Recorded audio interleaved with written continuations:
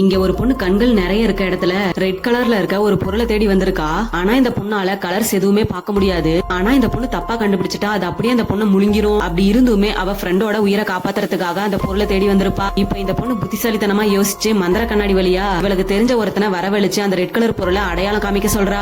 இப்ப இந்த பொண்ணு கண்ணாடிய கண்கள் இருக்கிற பக்கமா திருப்புறா. அடுத்த செகண்டே அந்த கண்கள் எல்லாம் ஓபன் ஆகி ஒரு ஒளி வருது. அதனால உதவி கேட்ட பையனுக்கு அங்க என்ன நடக்குதுன்னு சொல்லிட்டு அவன் கண்ணால பார்க்க முடியல. இப்போ நிலைமை ரொம்ப மோசமாகி அங்க இருக்க தீய சக்தி எல்லாம் கண்ணு முழிச்சுக்குது. இப்போ அவளுக்கு தெரிஞ்ச அந்த பையன் தயவு செஞ்சு அங்க இருந்து போயிடுன்னு சொல்றான். ஆனா இந்த பொண்ணு ஃப்ரெண்ட காப்பாத்துற மருந்தை எடுக்காம நான் இங்க இருந்து போக மாட்டேன்னு சொல்றா. இப்ப இந்த பொண்ணுக்கு ஒரு ஐடியா வருது. அவளோட பவரை யூஸ் பண்ணி அங்க இருக்க கண்கள் எல்லாத்தையுமே அட்டாக் பண்றா.